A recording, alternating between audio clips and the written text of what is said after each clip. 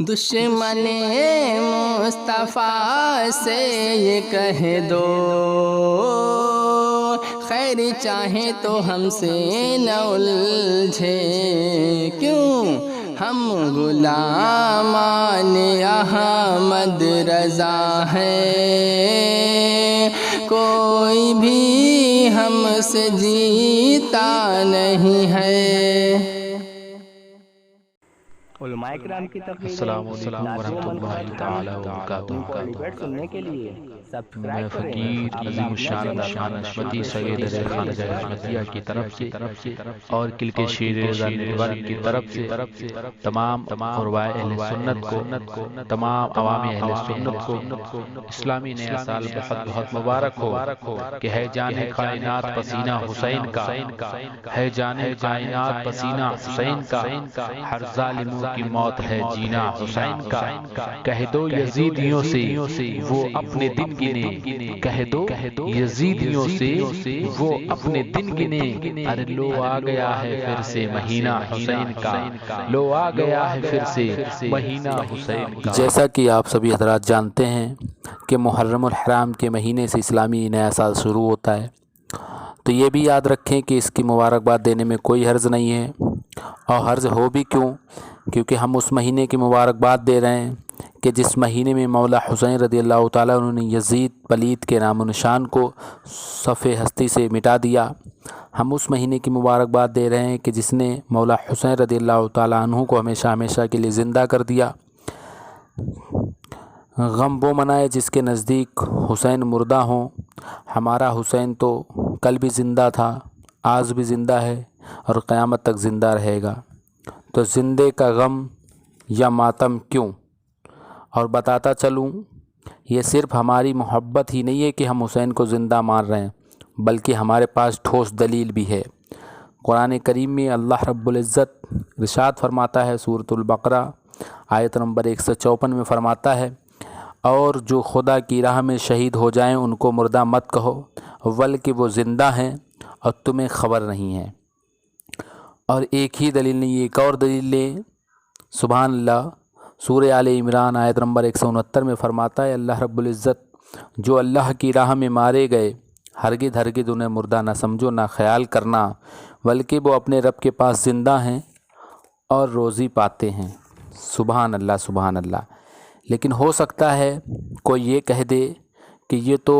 عالم برزخ کی زندگی کا معاملہ ہے، تو سنو، اہل سنت کے پاس دلیلوں کے انبار ہیں، سبحان اللہ، اس کا کوئی بھی جس کے پاس اعلیٰ حضرت ہیں، سبحان اللہ، اس کے پاس خزانے میں اس کے کوئی کمی نہیں ہے۔ دنیاوی زندگی کی بھی دلیل سنتے چلو، کتاب المستدرک علی الصحیحین جلد نمبر 4 ہے، حدیث نمبر 4320 ہے۔ نوٹ یاد رہیں، یہ حدیث بخاری اور مسلم کی شرطوں پر صحیح ہے،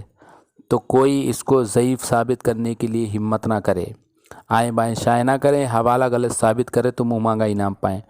حدیث یہ ہے، حضرت عبداللہ ابن ابی فروا رضی اللہ تعالیٰ عنہ نے فرمایا کہ حضور اقدس صلی اللہ علیہ وسلم نے احد میں شہداء کی قبروں کی زیارت کی اور کہا، بے شک تیرا بندہ اور تیرا نبی یہ گواہی دیتا ہے کہ یہ لوگ شہید ہیں، اور بے شک قیامت تک جو آدمی بھی ان کی زیارت کرے، دیکھیے زیارت بھی ثابت ہوئی کہ سرکار کہہ رہے ہیں جو زیارت کرے گا، سبحان اللہ، ہاں، کہ جو آدمی ان کی زیارت کرے اور سلام کرے تو یہ اس کا جواب بھی دیں گے، سبحان اللہ۔ دیکھیے میرے سرکار کیا درس دے رہے ہیں کہ ان کو سلام کرو تو یہ جواب بھی دیں گے۔ نوٹ یہاں ایک بات یاد کرنے کی ہے کہ یہاں زیارت بھی ثابت ہے الحمدللہ، اور آگے فرمایا، حضرت عطاف کہتے ہیں کہ میری خالہ جان نے مجھے بتایا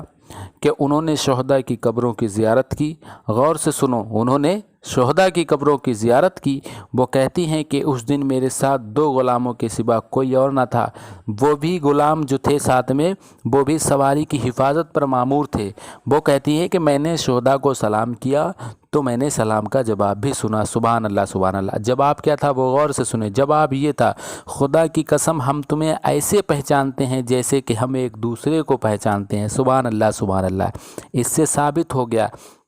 کہ ہر شہید زندہ ہے اور ان کی قبور کی زیارت بھی جائز ہے، حتیٰ کہ وہ جواب بھی دیتے ہیں تو اب مجھے بتاؤ، میں کہتا ہوں کہ جب ایک عام شہید کا یہ معاملہ ہے، ایک عام شہید کا یہ مقام ہے، تو جو شہیدوں کا سردار سید الشہداء ہے اس کی زندگی کا مقام کیا ہوگا؟ سبحان اللہ۔ تو اس کے بعد بھی کوئی امام حسین کو مردہ مان کر غم منائے تو ایسا غم اسی کو مبارک ہو، اور اگر زندہ ہیں تو غم کیوں؟ السلام علیکم ورحمۃ اللہ تعالیٰ وبرکاتہ۔ ایک سوال عرض کیا ہوا ہے کسی حضرات نے کہ ماہ محرم شروع ہوتے ہی کچھ لوگوں کا نظریہ ہے کہ نیا سال شروع ہو جاتا ہے اور لوگ ایک دوسرے کو بنا سوچے سمجھے نادانی میں مبارکباد دینے لگتے ہیں۔ انہیں اتنی بھی خبر نہیں کہ اس مہینے میں حضور کے گھرانے کے ساتھ کتنے ظلم ہوئے، کتنے ظلم و ستم ہوئے، کیا کیا ہوا، لہٰذا اس غم کے بارے میں سیلیبریٹ کر کے مبارکباد نہ دیں۔ یہ دینا کیسا ہے؟ تو میں اس کے جواب میں کہنا چاہتا ہوں، سب سے پہلے ایک بات بتاتا چلوں کہ جن لوگوں کا یہ نظریہ ہے کہ اس ماہ محرم میں حضور صلی اللہ تعالیٰ علیہ وسلم کے گھرانے والوں کے ساتھ، جیسے کہ امام حسین رضی اللہ تعالیٰ عنہ کے ساتھ ظلم و ستم ہوئے، ان کے اہل و عیال پر ظلم و ستم ہوئے، اس میں کسی کا اختلاف ہی نہیں ہے۔ یہ بات حق ہے کہ ظالموں نے امام حسین رضی اللہ تعالیٰ عنہ کے ساتھ ظلم کیا، ان کو قتل کیا، ان کو ہر اعتبار سے ستایا گیا، اور ماہ محرم کے شروع ہوتے ہی پہلی محرم کو حضرت عمر رضی اللہ تعالیٰ عنہ کو بھی ان کی شہادت کا بھی تذکرہ ہوتا ہے۔ یہ ایک الگ مسئلہ ہے کہ ان پر ظلم و ستم ہوئے، لیکن لفظ شہادت پہ آپ غور کریں تو لفظ شہادت جو ہے وہ ہر ایک کے لیے فخر کی بات ہے، یعنی ظلم ہونے یہ ایک الگ بات ہے، لیکن لفظ شہید جو ہے ہر ایک کے لیے فخر کی بات ہے۔ جیسے کہ مثال کے طور پر میرے والد شہید ہو جاتے ہیں تو ہمارے لیے فخر کی بات ہے کہ ہمارے والد نے اللہ کی راہ میں اپنے آپ کو قربان کر دیا۔ اس کا بیٹا فخر سے کہتا ہے کہ میرے باپ اللہ کی راہ میں شہید ہو گئے، اور تمام شہداء کے امام حسین رضی اللہ تعالیٰ عنہ ہیں، تو لفظ شہادت امام حسین رضی اللہ تعالیٰ عنہ کے لیے فخر کی بات ہے۔ اور کیوں نہ ہو، امام حسین کی ذات وہ ذات ہے جس کے بارے میں نبی نے فرمایا حسین منی وانا من الحسین، حسین مجھ سے ہیں، میں حسین سے ہوں، جس کو نبی نے چاہا۔ ایک بات بتاؤں، دوسری چیز یہ کہ ماہ محرم شروع ہوتے ہی اسلامی نئے سال کی مبارکباد دینا، اور اس میں امام حسین رضی اللہ تعالیٰ عنہ کی شہادت کا کوئی تعلق ہی نہیں۔ پھر غور کریں، ماہ محرم کے شروع ہوتے ہی اسلامی نئے سال کی مبارکباد دینے کا اور امام حسین کی شہادت کا کوئی تعلق ہی نہیں ہے۔ 10 محرم کو صرف امام حسین رضی اللہ تعالیٰ عنہ کی ذات کی وجہ سے، 10 محرم کو صرف امام حسین رضی اللہ تعالیٰ عنہ کی ذات کی وجہ سے برکت حاصل نہیں ہے، بلکہ اس ماہ میں اللہ نے بے شمار نعمتوں کا نزول فرمایا، جیسے کہ حضرت آدم علیہ السلام کی توبہ بھی قبول ہوئی، حضرت ابراہیم علیہ السلام کے اوپر آگ ٹھنڈی ہو گئی، حضرت موسیٰ علیہ السلام کو فرعون سے نجات ملی، حضرت عیسیٰ علیہ السلام کو آسمان پہ اٹھایا گیا، حضرت نوح علیہ السلام کی کشتی جودی پہاڑی سے ٹکرائی۔ یعنی اس ماہ محرم میں بہت ساری نعمتوں کا نزول ہوا۔ ان ساری نعمتوں کو چھوڑ کر کے صرف امام حسین کی طرف منسوب کر کے کہ یہ کہنا کہ مبارکباد دینا غلط ہے، یہ غم کا مہینہ ہے، یہ کہاں کا انصاف ہے، یہ کہاں کا اصول ہے؟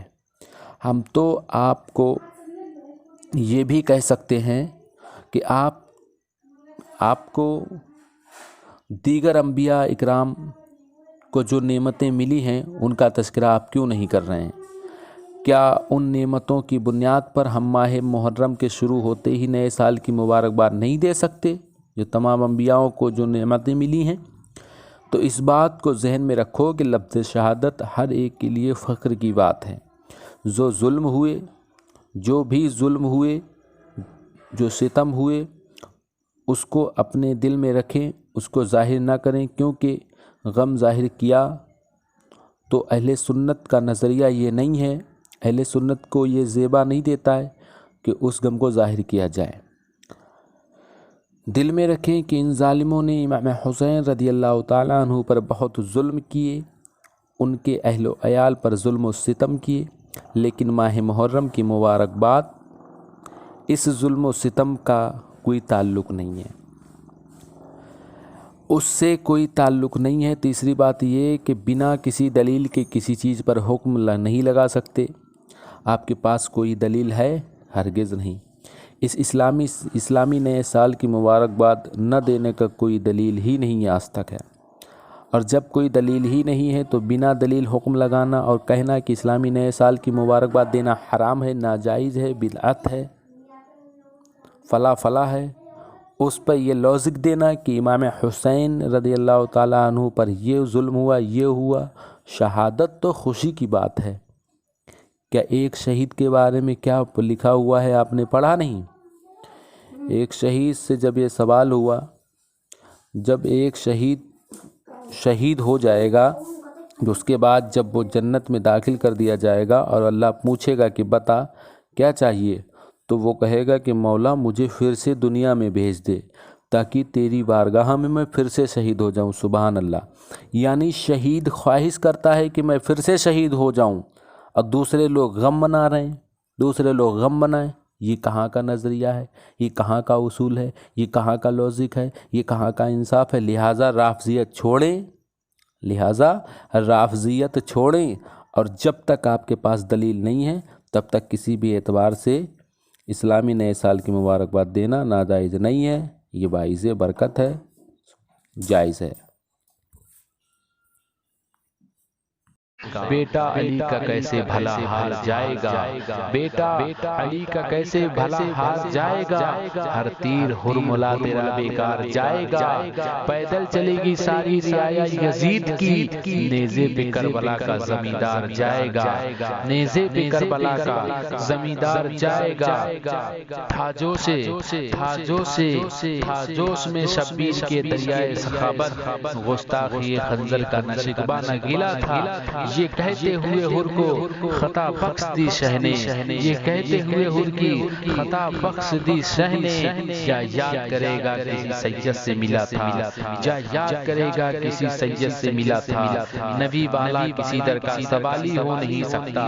نبی والا کسی در کا سوالی ہو نہیں سکتا، بھرے جس کا نبی دامن وہ خالی ہو نہیں سکتا، حاجی ہو نمازی ہو ملا ہو کہ مفتی ہو،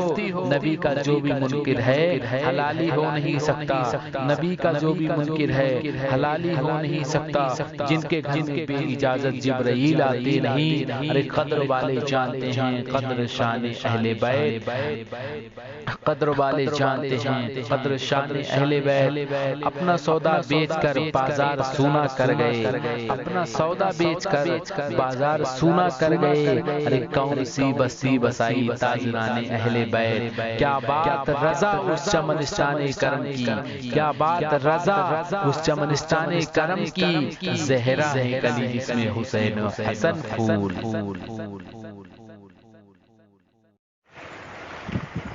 السلام علیکم ورحمۃ اللہ تعالی وبرکاتہ۔ شاہ ہست حسین، بادشاہ ہست حسین، دین است حسین،